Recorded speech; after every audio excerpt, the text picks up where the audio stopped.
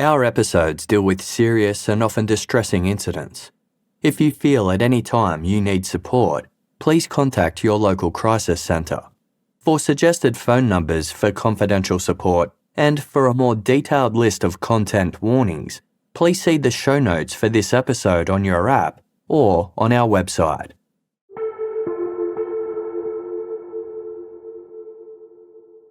It was just after 6 o'clock on the evening of Saturday, February 3, 1990, when married couple Frank and Audrey Roberts realised they still hadn't heard from their friend, Dr David Birkett.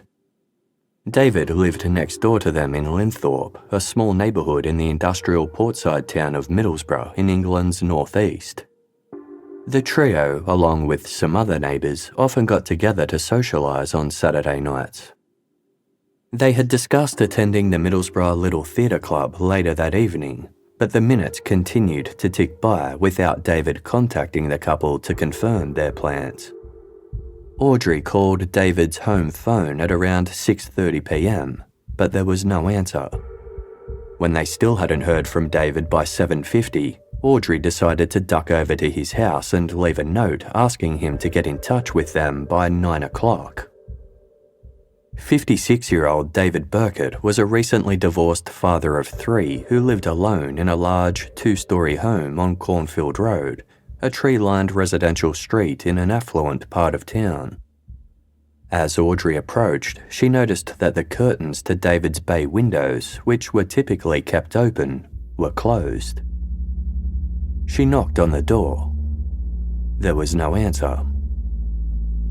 Audrey slipped the note under David's front door and then turned down the laneway that ran alongside his house.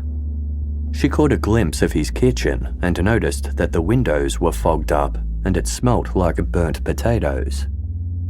Thinking David might be busy cooking dinner, Audrey returned home to await his call.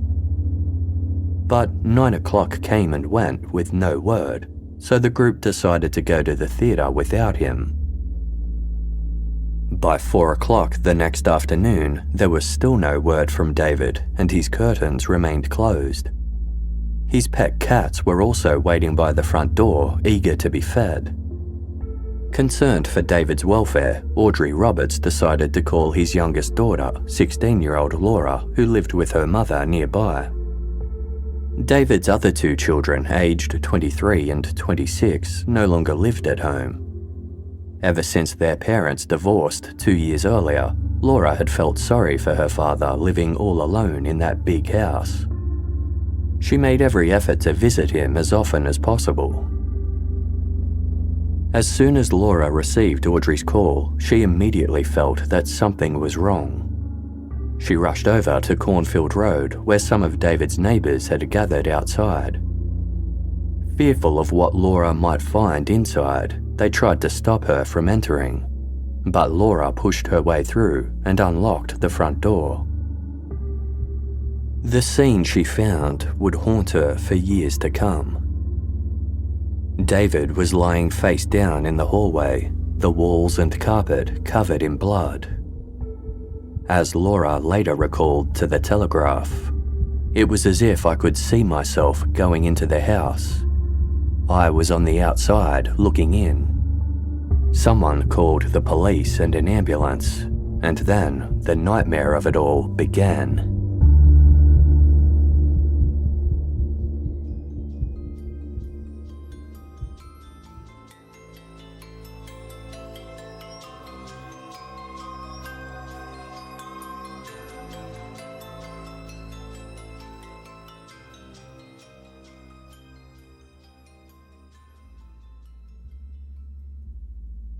Although Middlesbrough had its fair share of crime, Dr David Birkett's house on Cornfield Road was not the kind of place police expected to find a murder.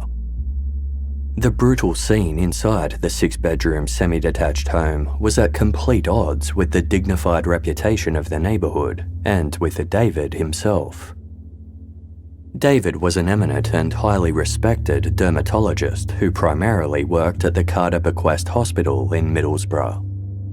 He also had a deep fascination with bones and worked as a consultant paleopathologist for the government, helping to identify ancient diseases.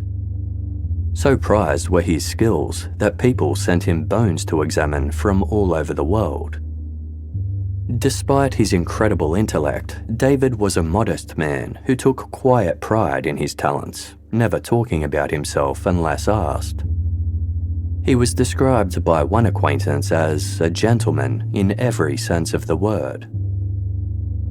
This made it all the more shocking for police as they entered the home and found what had clearly been a savage and brazen attack. Crime scene examiners determined that the killer had most likely struck as David answered the front door.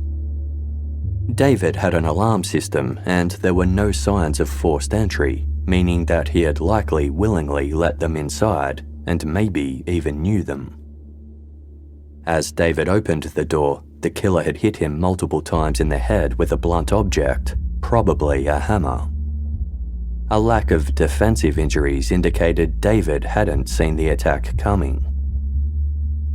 2 pieces of green cord had been tied around his arms and used to drag him further down the hallway towards his study, where the assailant launched a second assault. In total, David had sustained approximately 17 ferocious and fatal blows to the front, sides, and back of his head. In his kitchen, the oven was still on, and there were 2 pots of burnt vegetables inside, suggesting the killer had attacked while David was in the middle of cooking. The initial assumption was that the murder must have been motivated by theft. David's wallet and a small fob watch were missing from the inside pocket of his jacket, while some drawers and cupboard doors had been left open throughout the house. The police wondered whether the assailant could have been looking for cash, drugs, or jewelry, but it didn't really look like David's things had been ransacked or rifled through. Nothing else appeared to be missing, and overall, everything was neat and tidy. With the burglary angle not quite checking out, police turned to David's friends and colleagues seeking information about who could have possibly wanted him dead. But nobody had a bad word to say about him. By all accounts, David Birkett was well liked. He had always been a private and reserved person who was most often at work, but he'd recently made an effort to spend more time with his neighbours. They all knew him to be nothing but kind and friendly, often stopping to chat with townsfolk whom others wouldn't give the time of day.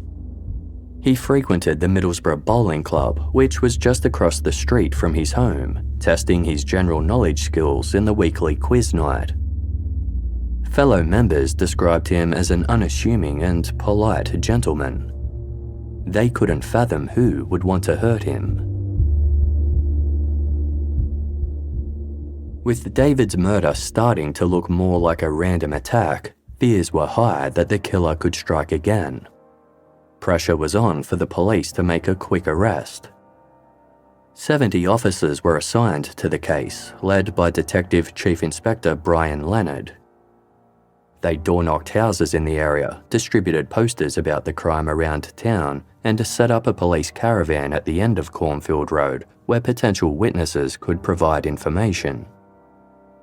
They were particularly eager to speak to anyone who might have seen David Birkett on Saturday, February 3, 1990, and could help piece together a timeline of his movements.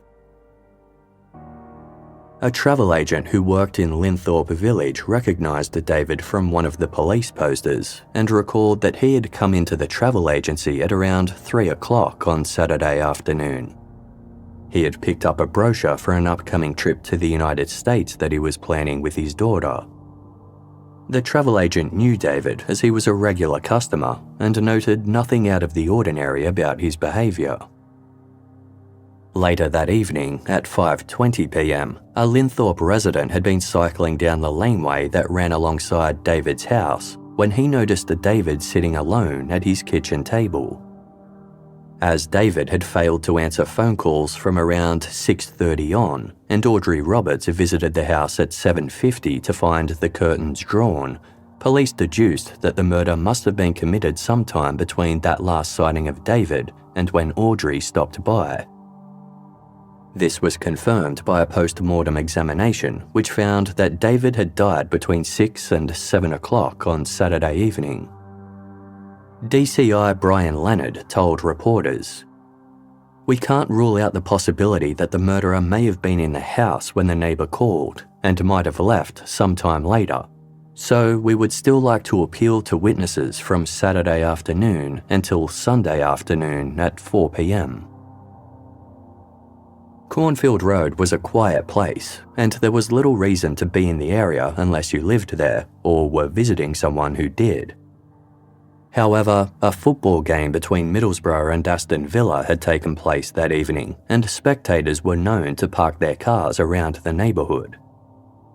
An evening mass had also been held at the Holy Name of Mary Church, located at the top of Cornfield Road. Police appealed for anyone who might have parked or passed through the area to think back and remember if they had seen anything at all that could help with the investigation.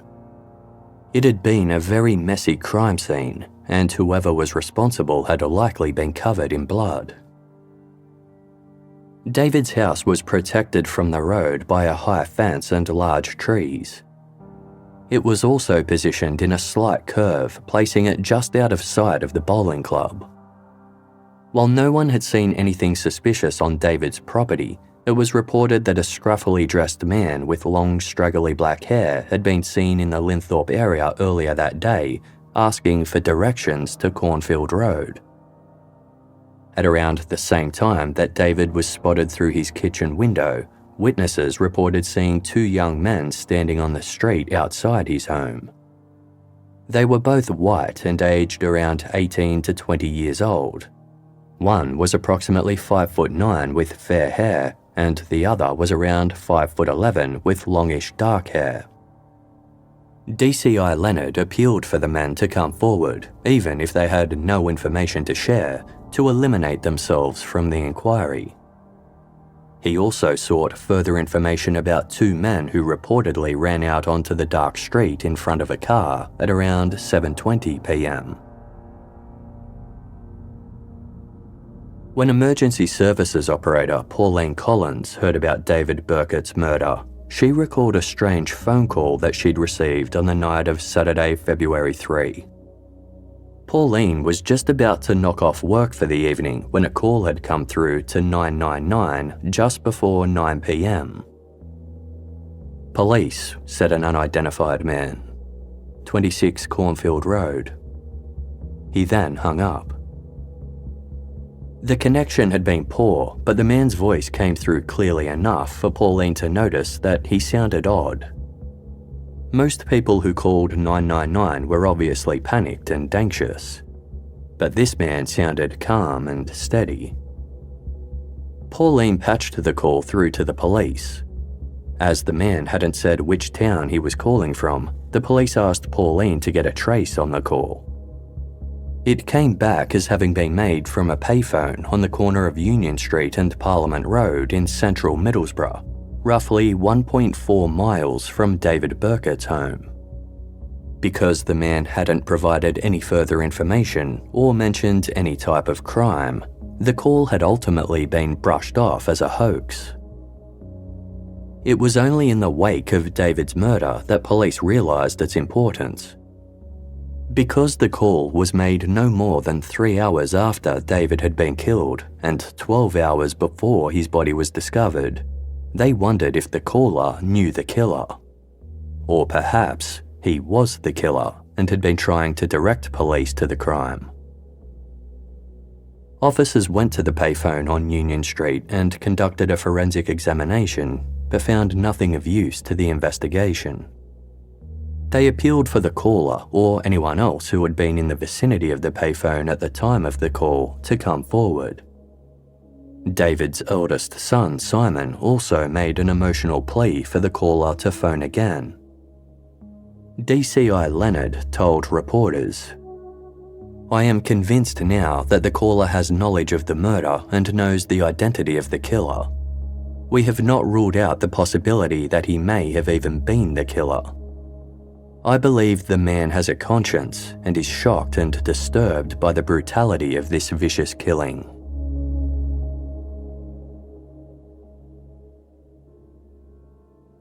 With no immediate suspects coming to light, police focused on 3 potential clues found at the crime scene. The first was a handwritten note found on David's hallway table, which appeared to have come from a 24-hour motorcycle courier service called Demon Dispatches. "Mr. Birkett," it read.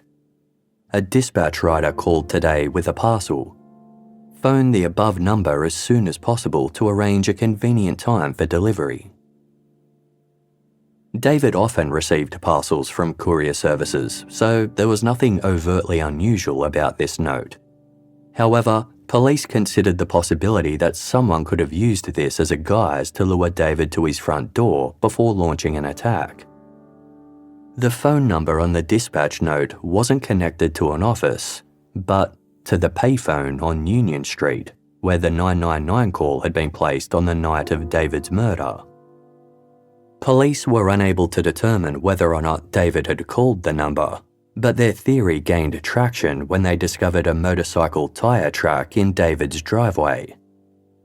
Furthermore, they looked into Demon Dispatches and discovered that the company had actually ceased operations 2 years prior. Investigators tracked down the company's former director, a man named Alan Thompson. Alan couldn't shed any light on the situation, but he willingly handed over all of the company's old files, including employment records and delivery receipts. All up, Demon Dispatches had 49 former employees on its books. Police were able to track down about half of them with relative ease. It turned out that only one of them had used a motorcycle for their deliveries, and it just so happened that he lived less than a 5-minute walk from David Birkett's home. Police paid a visit to the man, whose name was Jim Lee. Asked for his whereabouts on Saturday, February 3, Lee said he couldn't recall. A recording of his voice was sent to a local expert to be analysed against the 999 call made on the night of David's murder. They determined it wasn't the same person. Lee also provided a handwriting sample, which was compared to the note pretending to be from Demon Dispatches. That wasn't a match either. Jim Lee eventually provided an alibi, which was checked out and confirmed by police, putting them back at square one. Their next step was to sort through all of Demon Dispatch's delivery receipts, of which there were about 250,000. They were on the lookout for anything that had been sent to David Birkett's home and the name of the courier who delivered it. The police believed that David's murder hadn't been random after all, but a targeted and carefully orchestrated attack.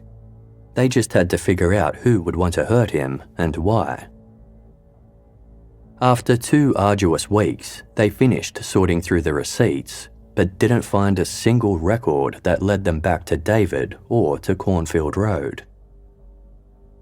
Alan Thompson, the former director of Demon Dispatches, also recalled that his house had been broken into about a year before David Birkett's murder, and some papers featuring the company's letterhead were stolen. It was therefore possible that the killer wasn't connected to the company in any way, but perhaps had a history of breaking and entering. The note was sent to a handwriting expert who determined that the author was right-handed and hadn't tried to mask their natural handwriting. They noted distinct characteristics to the letters B, P, and D, which could be helpful to compare against any further samples. The second clue found at the scene of David Birkett's murder was a white plastic bag that was lying in the hallway not far from his body. David's cleaner said she'd never seen the bag in the house before, leading police to believe that the killer had brought it with him. It had come from a co-op supermarket and was marked with a distinctive red and blue print advertising a tea promotion. Police made inquiries with the supermarket chain and discovered that the bag had been distributed by all stores in the region 2 years prior. With multiple outlets, there was no way of determining which location it had come from, but there was no doubt about its significance.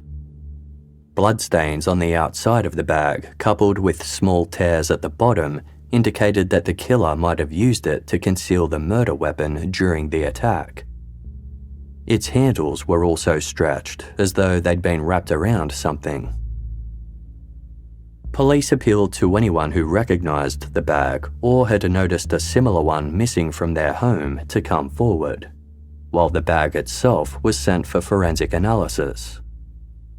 Scientists conducted numerous experiments by placing a hammer inside a similar plastic bag and wrapping the top of the bag around the handle of the hammer before using it to bash a test object. When using a cross-peen hammer, one with a wedged-shaped blade that runs perpendicular to the handle, the bag tore in exactly the same way as the co-op bag found in David's house. They then tested the cross-peen hammer against the damage to a patch of carpet at the crime scene, which had a semicircle-shaped cut on it. It was a perfect match. Because the co-op bag was made of plastic, it couldn't be tested for fingerprints using the standard powdering technique. Instead, forensic scientists used an advanced method that required the bag to be placed inside a heated cabinet along with a container of superglue. If any fingerprints were present, the fumes from the glue would create white chalky deposits along their ridges, which would then become visible after the bag was placed in a tub of yellow dye. The scientists completed this process and then placed the bag inside a special machine that acted as a high-energy light source. They viewed the bag through a series of filters that aimed to highlight any fingerprint ridges present. Near the handle of the bag, there it was, a partial right-hand thumbprint. Although this was a solid lead, the plastic bag could have changed hands many times over the years, and police couldn't be sure that the print had come from the killer. They sent it off to be checked, while turning their focus to the third and final clue.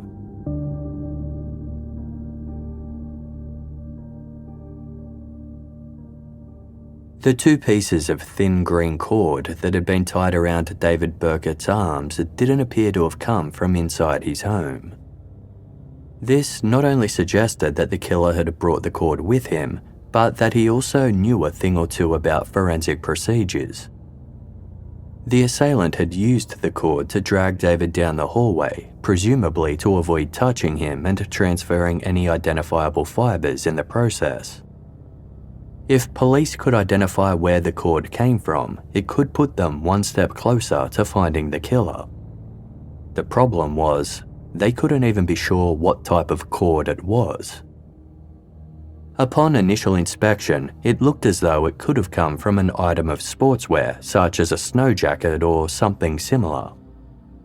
Inquiries were made with numerous sports stores, but no one recognised the cord. Police sought help from various rope and cord manufacturers, making inquiries with companies as far away as Pakistan, but nothing brought them any closer to locating the green cord's origin. Meanwhile, checking the partial thumbprint found on the plastic bag was proving to be a slow and painstaking process. Back in 1990, there was no national fingerprint database, with searches only done regionally and by hand. The job was assigned to a senior fingerprint expert named Judith Kirby. She spent the first 2 weeks of the investigation manually comparing the partial thumbprint to the 20,000 files of active criminals in Middlesbrough. There were no matches. Her next task was to compare the print to every criminal file in England's northeast. There were about 300,000 all up, and it could take Judith months with no guarantee of an outcome. Police were growing frustrated with the lack of progress in the investigation. It took 3 weeks alone just to conclude their meticulous search of the crime scene, during which family members realised that something else was missing from David's house after all. In one of his back bedrooms, he'd kept an ancient skull. It had come from a monk who had been beaten to death several hundred years prior, and David used it when conducting lectures on the study of ancient man. The skull was no longer there. David's son Simon provided a sketch of the skull that he'd drawn years earlier for a school assignment. Interestingly enough, the injuries the monk had sustained bore some resemblance to David's head injuries. Police wondered whether there was any significance to this or if it was merely a coincidence. While it was possible that David's killer had taken the skull, it was just as possible that David had lent it to a colleague or one of his pupils. Police initially withheld the details about the skull from the public while appealing for people to be on the lookout for David's missing fob watch or wallet. They said the wallet would likely have been discarded under a bush or in a bin, while the watch might have made its way to a jewelry store or second-hand dealer. David's funeral was held in his hometown, and more than 250 mourners attended to pay their respects. The service was led by a reverend who'd known David personally and commended his humbleness. He told those gathered, "David wasn't one to talk about himself. He didn't speak about his profession or his achievements. One thing he did talk about was taking part in the London Marathon, which he ran and finished and raised money for his favourite charity. It was worth more to him than any of his medical qualifications." Police who attended the funeral became more eager than ever to make an arrest. DCI Leonard told reporters, "Someone knows the killer and is shielding him. It may be a wife, mother, girlfriend, relative, or friend. He may have spoken to them about what happened. He was bound to have had blood-stained clothing, and they may have washed the clothes. He would have been in a very shaken and shocked condition when he came home. I would urge them to contact me."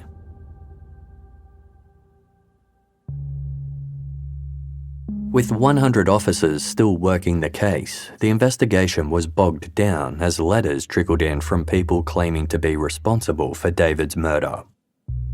The inaccurate details they provided proved these confessions were false, but it was a waste of valuable police time and resources nonetheless. DCI Leonard and his team were disgusted. From the outset of the investigation, they'd been disappointed by what they felt was a general lack of concern from the public. Despite their extensive public inquiries, they realised that people weren't coming forward with information that later came to light through different means. The head of the county's criminal investigation department told reporters, "The death of any human being other than by natural causes should be of great concern to us. Detectives investigating these offences often come to the conclusion that very few people care." Using David Birkett's murder as an example, he said, "When Detective Chief Inspector Leonard appeals for anyone who was in the vicinity of Cornfield Road at a particular time, he means everyone. Many people conclude that because they cannot recall anything from, say, driving down Cornfield Road, they have nothing to offer. That is totally wrong. It is important to identify every person who was in the vicinity of the scene between the material times, because one thing is certain: Dr. Birkett's killer was there." Appealing to the public directly, he said, "When you read, see, or hear on television a policeman asking for help in an investigation of a serious crime, please take notice. He is talking to you. He isn't Taggart or Bergerac or Sherlock Holmes. He is working for you, and with your help, he can be successful." By March, almost a month had passed since David Birkett's death, and police still hadn't identified a prime suspect. Then, they received a call from a local man, Ray Benson, not his real name. Ray had cast his mind back to the night of Saturday, February 3, and recalled that he'd been waiting for a bus on the corner of Union Street and Parliament Road at about 9 p.m. He'd glanced over at the nearby payphone and noticed that an agitated man was loitering around it. The man walked up to the phone a couple of times and picked up the receiver before hanging it up without making a call. He walked across the street and stood in the doorway of a betting shop, muttering to himself before crossing back over to the payphone. This time, he picked up the receiver and placed a call before walking off down Parliament Road. For the police, this was a significant breakthrough. The timing of Ray's reported sighting matched perfectly with the suspicious call made to 999 on the night of David Birkett's murder. Ray was also able to provide a clear description of the man. He was white, between the ages of 35 and 45, and 6 feet tall with a medium build. He had a round face with a high forehead and short, sandy-coloured hair that was receding at the sides. A sketch of the man was drawn and distributed, with DCI Leonard telling reporters, "He may be our man, but if not, we want to eliminate him from our inquiries." Around 30 people called in to report the names of individuals they believed matched the sketch, but all of these leads went nowhere. Then, an envelope arrived at the police station.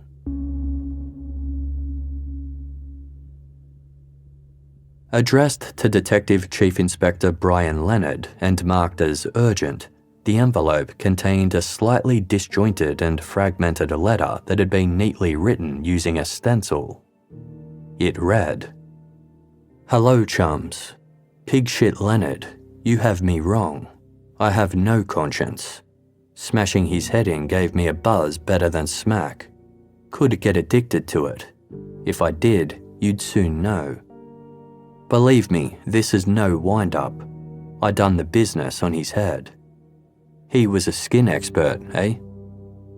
When I'd finished, he didn't have much skin, not on his head anyway. That was a little test I set myself. Passed with flying colours, wouldn't you say? I'm writing this because you won't get any nearer to me to talk and walk away. Know what I've done. I'm facing life. Who gives a shit? Not me. Letting you know I've nought to lose. No, the way I like it. Tread carefully, pig and Joe Public. Get too warm and you burn. Phoned the pigs for fun so I could laugh at you. Know your every move, pig. You're barking up the wrong tree with theft. More like fun. Do I sicken you, pig? You ain't seen nothing yet."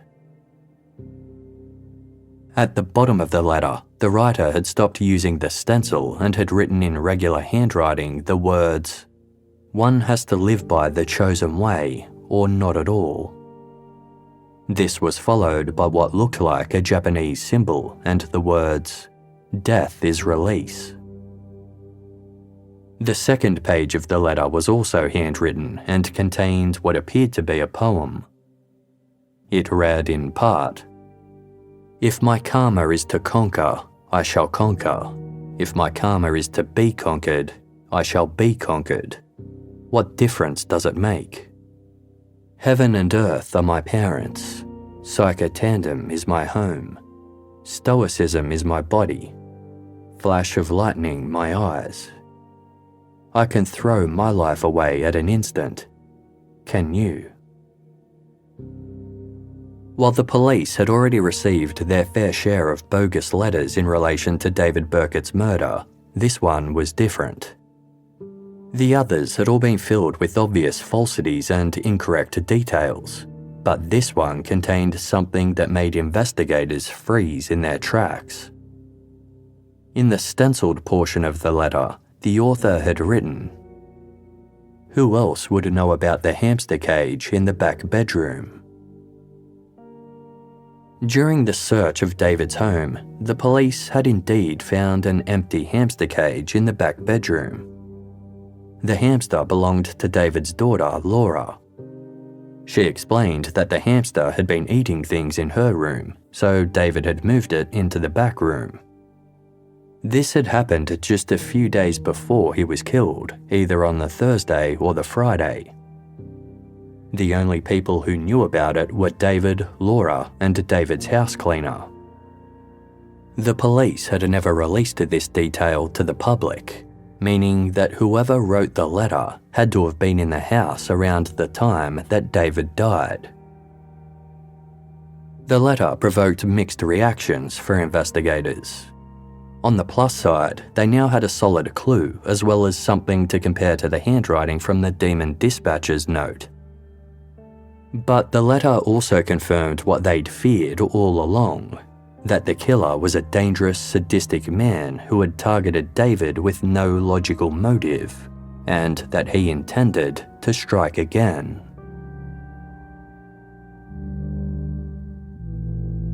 The letter was analysed by a forensic psychologist who concluded that David's killer likely felt powerless in his day-to-day life. He might have been abused or rejected, and fantasising about violence was a way for him to escape. Acting on that violence had restored a sense of power for him, and that feeling became addictive. The forensic psychologist had seen similar traits in serial killers, and he believed there was a high chance that the killer would strike again if not caught. The fact that the killer had singled out Detective Chief Inspector Brian Leonard specifically, coupled with his clear hatred of police, sparked fears that the detective could be his next target. DCI Leonard was on edge. He had a family of his own and worried about their safety. He began checking outside his house at night to make sure nobody was there, while keeping his fears to himself so that his family didn't worry. Not wanting to take any chances, DCI Leonard decided that anyone who was arrested in Middlesbrough from that point on would have their fingerprint compared to the one found on the plastic bag in David Birkett's home, regardless of the crime they were being arrested for. Police also expanded their search countrywide. Because David Birkett had attended conferences all over England, a questionnaire was created and sent out to hundreds of his business associates. Investigators hoped that one of them might know something about his lifestyle or provide some kind of clue that could propel the investigation forward. By early May, leads continued to crop up locally, but the police still hadn't identified any prime suspects. Wanting to draw national attention to the case, they sought help from BBC's Crime Watch, a television program that produced reconstructions of unsolved crimes in the hopes of generating leads from the public. An episode about David Birkett's murder aired on Thursday, May 10, 1990, with a focus on key aspects of the case, including the stolen skull, the plastic bag, the strange man seen at the phone box, and the partially stenciled letter. DCI Leonard believed there was a high possibility that the killer would call into the program. He told viewers, "It would appear the letter was written by an intelligent person who possibly has some knowledge of both the murder of Dr. Birkett and also the house where he lived. I am anxious to speak to anyone who can give me information about the anonymous letter." The host looked directly into the camera and said, "Remember, this killing is a very brutal and very weird one, and the killer might strike again. Please help if you can." The segment generated roughly 50 leads, with several people calling in to say they recognised the poetry in the letter. It was from The Miko, a novel by American author Eric Van Lustbader that told a tale of revenge and deadly games amongst Japan's samurai. As police followed up these new lines of inquiry, fingerprint expert Judith Kirby continued the painstaking job of comparing the partial thumbprint against every print on record, as well as those of recent arrestees. After 18 fruitless weeks, Judith went on leave. Her colleague, John Bainbridge, took over the task in her absence.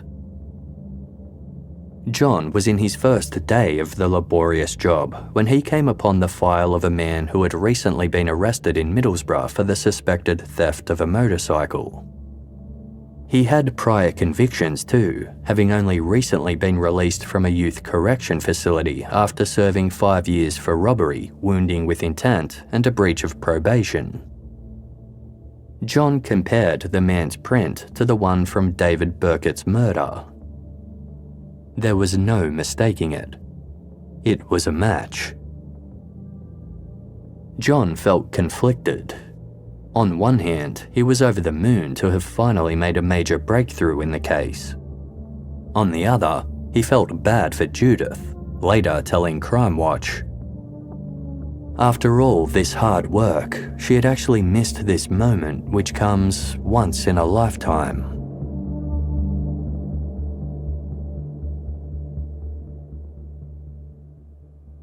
Detective Chief Inspector Brian Leonard and his team immediately got to work learning everything they could about the motorcycle thief. It turned out that on the same night that the Crime Watch episode aired, 2 Middlesbrough police officers had been patrolling Oxford Street when they drove past a dark alleyway and noticed a man loitering on a motorcycle. Suspicions aroused, they went to question him, but as soon as the man noticed them, he sped off down the narrow laneway. The officers chased him on foot and came across his abandoned motorcycle in the middle of the alley. It looked like the driver had accidentally crashed into the wall before fleeing the scene.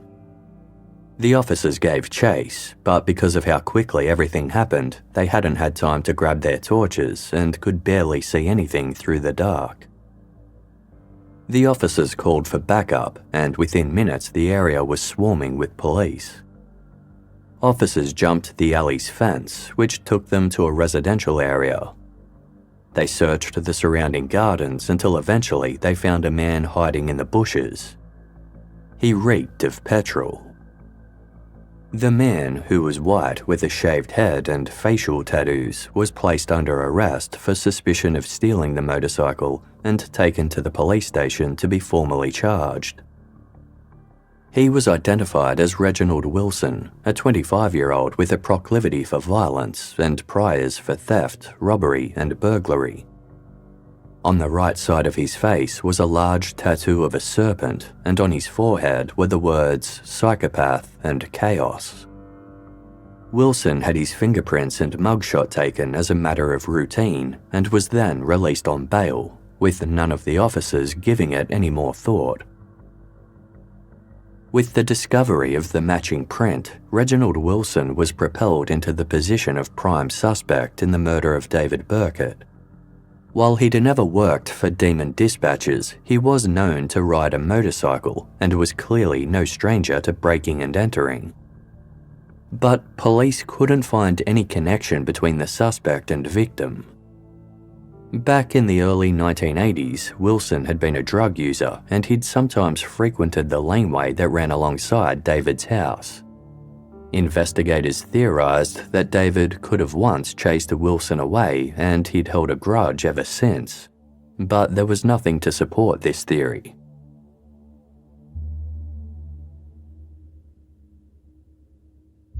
A background check revealed that Reginald Wilson's problems with authorities started when he was a teenager. Issues at home led to poor attendance and bad conduct at high school. He was removed from his family on a place of safety order, then placed in a boarding school for boys run by social services.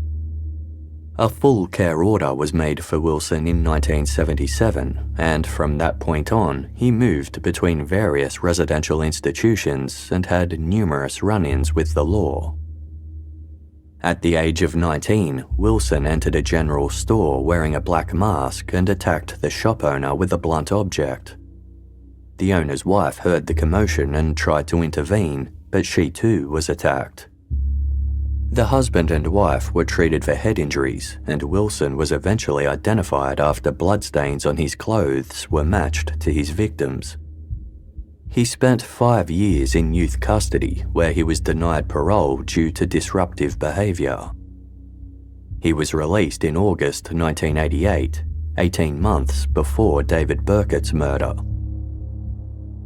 A police surveillance team was tasked with watching Reginald Wilson around the clock to learn more about him. They discovered that he lived with his girlfriend Sharon in a 2-story, 2-bedroom home in the Winnie Banks area of Middlesbrough, just a mile west from David Birkett. Sharon went to work as a cleaner at a local restaurant each day, while Wilson himself appeared to be unemployed. He mostly spent his time wandering around alone, dressed in a camouflage print jacket and listening to what looked like a Walkman. They soon discovered it wasn't a Walkman at all, but a police radio scanner. At one point, the surveillance team watched Wilson as he stole a motorcycle off the street in broad daylight. On another occasion, he made his way down Union Street and entered what appeared to be an abandoned building. It was located right on the main street and just around the corner from the phone booth used to make the 999 call on the night of David Birkett's murder. After Wilson left, the team went inside to check the building out. It looked like he'd been using it as some kind of hideout. Graffitied across the walls was a picture of a skull along with the words, "Up yours," and 13 years of hell. Now it's my turn, pig. Soon. The police had no doubt that Reginald Wilson was a dangerous man. After surveilling him for 3 days, they decided it was time to make their move. But they needed to be smart about it. They didn't know what kind of weapons Wilson might have, and given his clear hatred for police, it was far too dangerous to try and arrest him at home. Instead, on Friday, June 22, 1990, 4.5 months after David Birkett's murder, a team of undercover officers watched Wilson as he rode his bike along the street. When he stopped to use a payphone, the officers barricaded him in and arrested him on suspicion of murder. Meanwhile, a search warrant was executed at Wilson's house. It was clear that he'd worked hard to cultivate a macho image for himself. In the backyard were 4 guard dogs, an Alsatian, 2 pit bull terriers, and a Rottweiler. Police searched Wilson's bedroom and found walkie-talkies turned to the police radio frequency, as well as an axe and a small notebook. In the notebook was stenciled writing that looked just like the stencil used in the taunting letter sent to police. Wilson also kept what appeared to be a hit list featuring the names of several senior police officers. In his attic were torn up pieces of paper with passages of writing similar in tone to the letter. The handwriting was an exact match to the writing on the fake Demon Dispatcher's note found at David Birkett's home. Because of Wilson's previous convictions, he'd been banned from owning firearms. The search team used a telescopic sensor to check the walls behind the stairs. Hidden inside the plasterboard, they found a lethal cache of weapons, including a sawn-off shotgun, a Premier shotgun, a combat 8mm handgun, 73 shotgun cartridges, a crossbow, hammers, a collection of knives, knuckle dusters, and even a rocket launcher. There was also a pair of black woolen gloves that had a hole in the right thumb, the same thumb that had left a partial print on the plastic bag found in David Birkett's hallway. Although Wilson didn't have a telephone, he did own a phone book. Investigators flipped through it and found that the names and addresses of several people had been circled. One was David Birkett. Another was Alan Thompson, the former director of Demon Dispatchers whose house had been broken into the year before David's murder. Thirdly was the home address of Detective Chief Inspector Brian Leonard.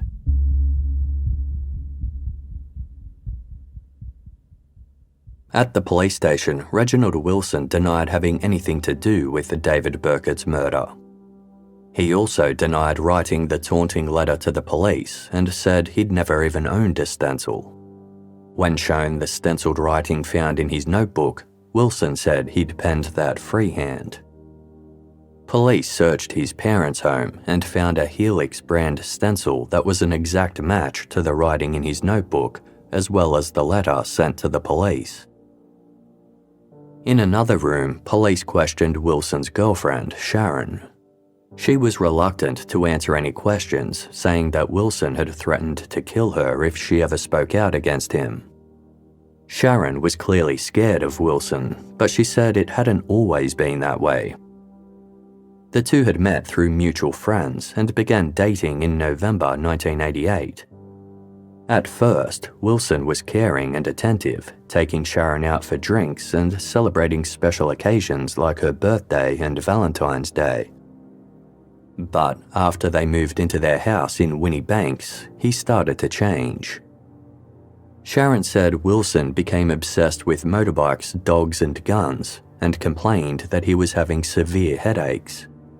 He became increasingly withdrawn, spending weeks at a time practically living in their attic, reading obscure books and writing dark prose. He developed a deep interest in physical fitness and survival techniques. He often spent time on the Yorkshire moors, fending for himself. While Sharon said that Wilson could be extremely violent, she insisted he'd never physically assaulted her. She also claimed to know nothing about David Birkett's murder. It was only when the police showed her the evidence they'd collated that she began to let her guard down. Sharon recalled that Wilson had acted strangely on the night that the Crime Watch segment about David's case had aired. While he had never shown any interest in the show before, he had asked Sharon to tape the segment before going out for the night. Sharon admitted that Wilson's behaviour had been increasingly bizarre of late. She said he had recently acquired 2 Doberman puppies, but he became so enraged by their constant whining that he had smashed both of their heads against the back wall. The police searched the dog run in the backyard and found pieces of green cord that resembled the cord that had been used to drag David Birkett's body. Sharon said she'd never seen the cord before because she was too scared to go into the backyard, but she thought it looked like part of a stretchy dog leash that Wilson owned. Sharon said that Wilson had recently sold one of his pit bulls, but had obtained the home address of the woman he'd sold it to. He'd sneaked over to her house a few weeks later and stole the dog back, along with the green leash. The green cord found at the crime scene was microscopically compared to the cord found at Wilson's home. Both of them had been made using a distinct type of nylon with the same unique colour signature, proving they were a match. Blank pieces of paper seized from Wilson's home were also examined using electrostatic detection apparatus, a forensic technique that reveals writing impressions left when one piece of paper is placed on top of another. Clear indentations from the stenciled letter that had been sent to the police proved that Reginald Wilson was the author. Further indentations also confirmed that law enforcement's suspicions about further attacks were correct. Written in Wilson's handwriting was a note that read, "Plan to kill as many pigs as I can before they kill me. Idea is to put as much fear into the police as possible. Kill 1, frighten 100. He wrote that he would call 999 and say he'd just come home from work to find his rear window had been forced open or that the window to the garage had been broken. He could say that property was damaged or someone had been assaulted or that his child was missing." Wilson continued, 9 times out of 10, when someone phones the police with a complaint or report similar to the above, only one copper comes to take notes. If more than one comes, depending on the escape route and place of ambush, he wrote, if good, still go ahead with plan. If not 100% sure, abort. Sharon told the police that a few weeks earlier, Wilson had left the house with a gun, telling her he was going out to kill a policeman. Police checked their incident books from the night in question and discovered that someone had called 999 to report a domestic dispute. The address they gave was the abandoned building on Union Street that Reginald Wilson had been using as a hideout. 2 officers had attended the address and then left without incident. Based on Wilson's writings, police believed that Wilson had lured the police there, then lay in wait intending to ambush an officer. He had aborted his plan when 2 officers arrived instead of 1. DCI Leonard later remarked, "They will probably never know just how lucky they were. If one had gone, Wilson would almost certainly have killed him." The police had amassed concrete evidence placing Reginald Wilson at the scene of David Birkett's murder, but they still didn't have a motive or anything that connected the 2 men to one another. It emerged that the previous December, David had placed his prized ancient skull in the front window of his home with a sprig of holly coming out of it, as a bit of a Christmas joke. The police believed that the skull might have caught Wilson's eye as he was passing by, inadvertently putting a target on the unsuspecting David's back. As one detective who worked the case later remarked to UK true crime show Murder Town, "To murder without motive. If he hadn't have dropped that carrier bag, we would probably have never traced him. Ever. He was trying to commit, obviously, the perfect murder." Reginald Wilson pleaded not guilty to the murder of David Birkett and was held in custody awaiting trial while also facing other, smaller charges, including possession of a shotgun. In July 1990, he was being transferred to the magistrate's court via a prison bus when he attacked a prison officer with a homemade knife, slashing the side of his face and neck. 3 guards managed to fight Wilson off, and the officer survived the attack, leaving Wilson with additional charges for attempted murder and causing grievous bodily harm. A forensic psychiatrist assessed Wilson, finding that while he was suffering from a psychiatric disorder, he was still fit to stand trial. Based on Wilson's history of offending, the psychiatrist concluded that he had considerable potential to cause harm to others, stating, "He is less impulsive and more calculating than most psychopaths, rendering him more of a liability." Wilson's murder trial went ahead in July 1991. The prosecution case was that Wilson had been motivated by nothing more than his desire to kill and to see if he could outsmart the police. He'd planned the attack against David carefully, disguising himself as a motorcycle courier, not only because it would give him easy access to David, but also because wearing a helmet allowed him to hide his distinctive facial features. Once David let him inside, Wilson bludgeoned him to death with a hammer wrapped in a plastic bag. It was possible that the phone calls from David's neighbours checking if he'd be joining them at the theatre had temporarily interrupted Wilson. He then searched the house for the ancient skull, staging a ransacking before attacking David a second time. Wilson took the stand in his own defence, but this did nothing to help his case, with reports deeming his behaviour on the stand as psychopathic. After 18 days of hearings, it didn't take the jury long to declare Reginald Wilson guilty. The judge praised the work of detectives, stating, "The quality of the investigation, in my view, could not have been better. It reflects highly on the officer in charge and his whole team. The investigation itself was one of complexity and difficulty. It required cooperation from a number of different arms, both at police level and the level of forensic scientists. Since this man's arrest, it is clear that the case has been prepared with the utmost skill and presented to the court in the same fashion. I wish to commend all those officers, especially the senior officer, in the highest terms."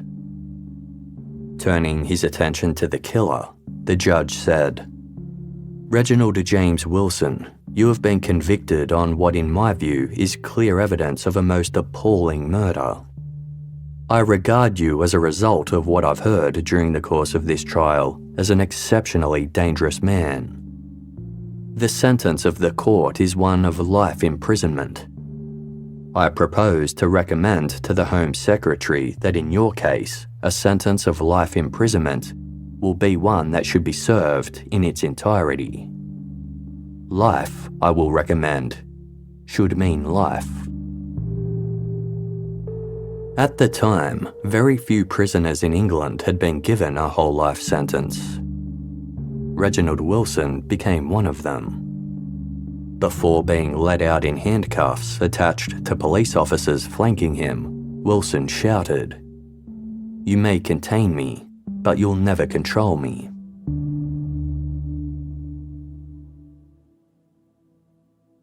The life sentence came as a relief to the investigators who had worked on the case.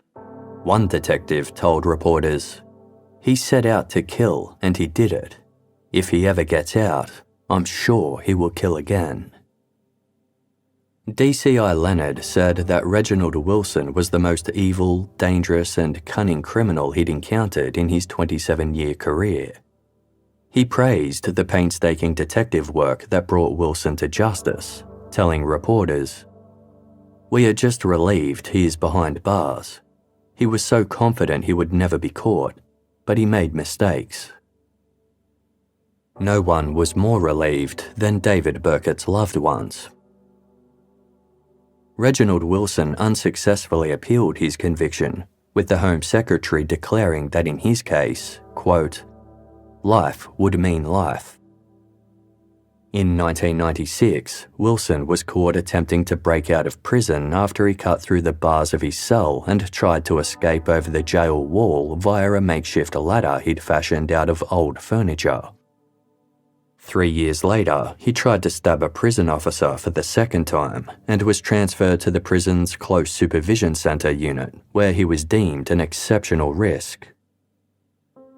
For David Birkett's family, the fact that Wilson would be behind bars for the rest of his natural life was the only thing that gave them some sense of solace. However, they received a terrible shock 17 years after Wilson's conviction in 2008. An officer who had worked on the case knocked on the door of David's ex-wife to let her know that Wilson had been granted a hearing to apply for a review of his whole life sentence. David's family learned that in 2003, changes had been made to the UK's Criminal Justice Act that allowed convicted murderers to apply for judicial reviews of their sentences. While the power of this decision had previously gone to the Home Secretary, the responsibility had shifted to the High Court and the Parole Board. The officer assured David's family they had nothing to worry about. But 2 days later, it was announced that Wilson's sentence had been reduced to a minimum of just 18 years. David's family were horrified. They objected to the decision in a letter to the Attorney General, writing, "How can a life-meaning life sentence, which could be anything up to 70 years considering Wilson's age at the time of the murder, be so dramatically and inexplicably reduced? Is our father's life worth less now than it was then?" The Attorney General immediately referred the case to the Court of Appeal, where a panel of judges found the 18-year sentence to be manifestly lenient for a crime of such a serious and sadistic nature. It turned out that the judge who'd been tasked with reviewing Wilson's sentence had not been given adequate paperwork, nor had David's loved ones been invited to submit representations. A spokesperson for the Ministry of Justice apologised for this oversight and said changes would be made to the process to ensure the same thing didn't happen to another family. The Court of Appeal overturned the reviewed ruling, resentencing Reginald Wilson to a minimum term of 30 years, making him eligible for parole in 2020. After the decision, David's daughter Laura spoke to The Telegraph about how distressing the process had been for her family. Wilson was 25 when he murdered Dad. If he is out in another 12 years, he'll still be younger than Dad when he was killed.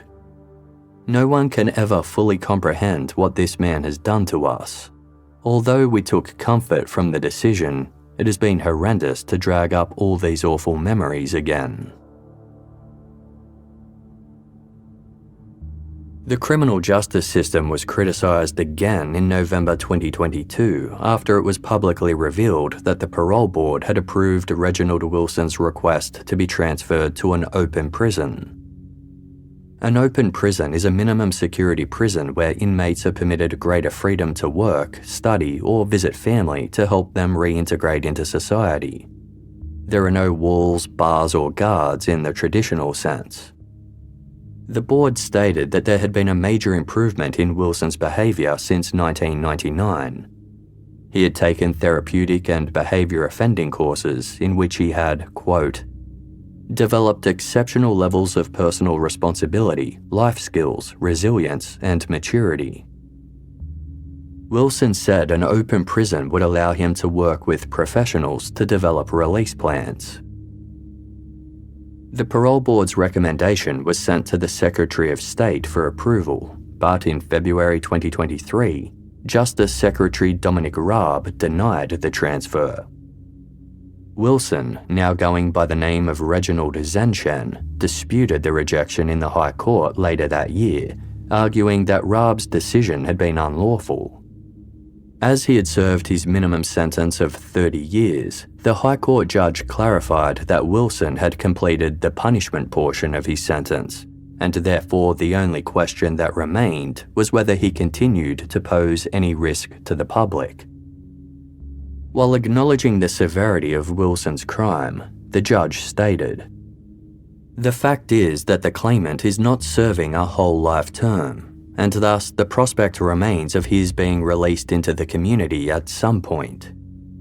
Transfer to open conditions allows the testing of compliance and the efficacy of relapse prevention strategies, along with an informed assessment of how best to manage the individual in the community.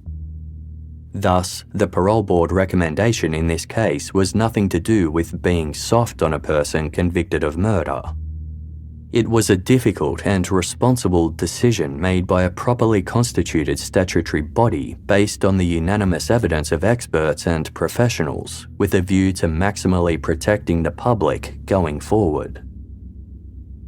Explaining his decision in a detailed 26-page judgment, the judge concluded that Raab had acted unlawfully in his rejection and ordered that he remake his decision in accordance with the law. As of 2025, Reginald Wilson remains in high-security prison. For David Birkett's loved ones, one of the hardest things to reconcile was that someone as kind and harmless as David could be the target of such a horrific and senseless crime. Still baffled by the case decades later, a fellow member of the Middlesbrough Bowling Club told Murdertown, "David was one of ours. He was part of our community. He was such a nice person for it to happen to.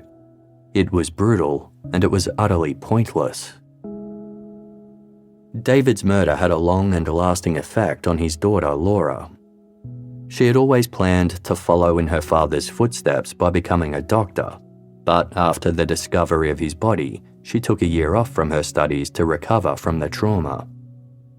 If David's murder had taught her one thing, it was that anything could happen behind closed doors without anyone else realizing what was going on.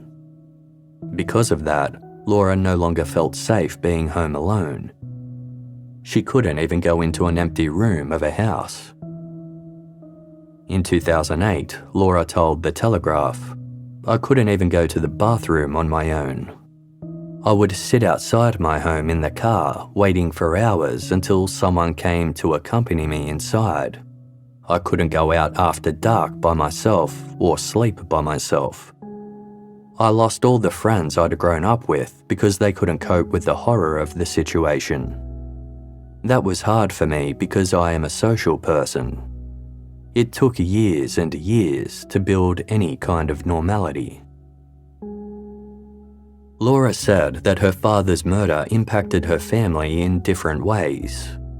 Her dreams of becoming a doctor were quashed, and she fell heavily into debt after buying a house with her father's inheritance when she was too young to properly manage her finances. She told The Telegraph, "The murder damaged our ability to flourish and be happy. There was no counselling at the time, no victim support scheme. Over the years, I've had therapy of every kind." After being plagued by nightmares and flashbacks for over a decade, Laura was just beginning to heal when Reginald Wilson's sentence was unexpectedly reduced, and she felt herself reliving the trauma all over again. Her saving grace was how quickly the courts had acted to overturn that decision. Laura found a moment of solace during one of the High Court hearings when the presiding judge made the unprecedented request of asking the court to pause for a moment to remember David Birkett. Finding comfort in that small act of humanity, Laura said, "It was lovely to have that little bit of silence for Dad."